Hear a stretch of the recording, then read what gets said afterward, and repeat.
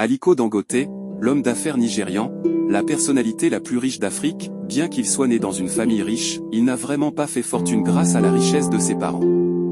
La preuve en est qu'il a perdu son papa à l'âge de 8 ans, et a vécu chez son grand-père.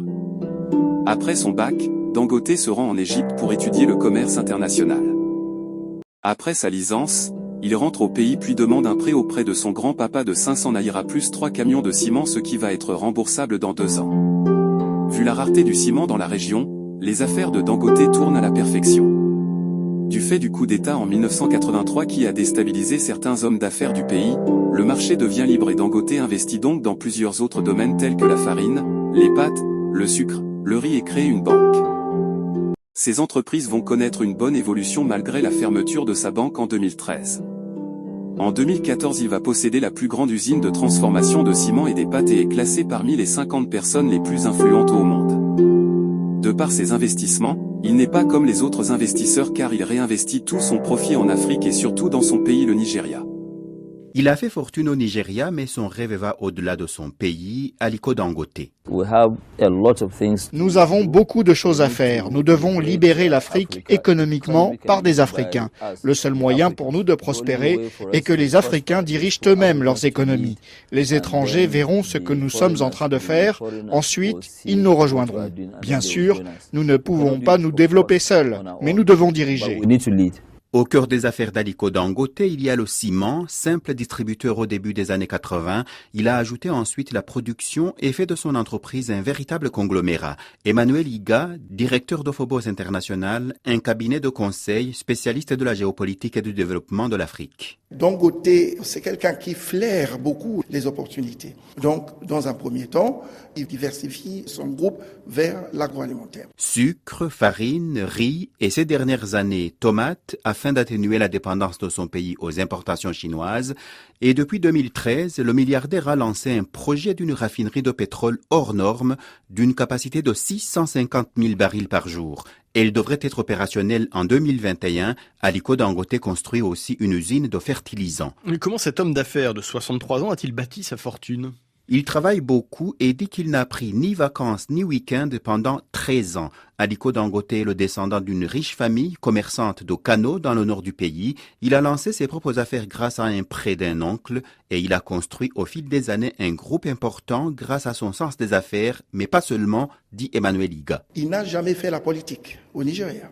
Il reste entrepreneur, mais sa stratégie, c'est toujours d'être bien avec le pouvoir politique et la classe politique dans les pays où il s'installe. Le milliardaire nigérian est décrit comme quelqu'un de modeste et qui déléguait peu jusqu'à récemment. Il ne posséderait ni villa ni hôtel particulier hors de son pays. Son credo est d'investir en Afrique afin de participer au développement du continent. Le groupe Dangote est ainsi la première entreprise cotée sur la bourse de Lagos.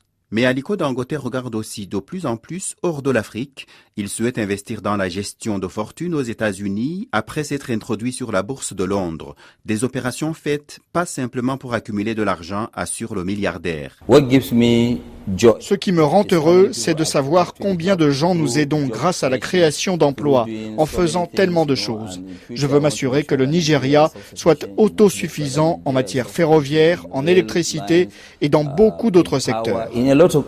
Mais Stanislas, tout ne réussit pas à Aliko Dangote, qui a fait de son groupe un champion continental. Il inquiète les concurrents locaux. Son projet de construire une cimenterie au Congo-Kinshasa s'est heurté à l'opposition d'un industriel local du secteur, mais Aliko Dangote s'est rapproché du marché de Kinshasa en construisant une usine au Congo voisin.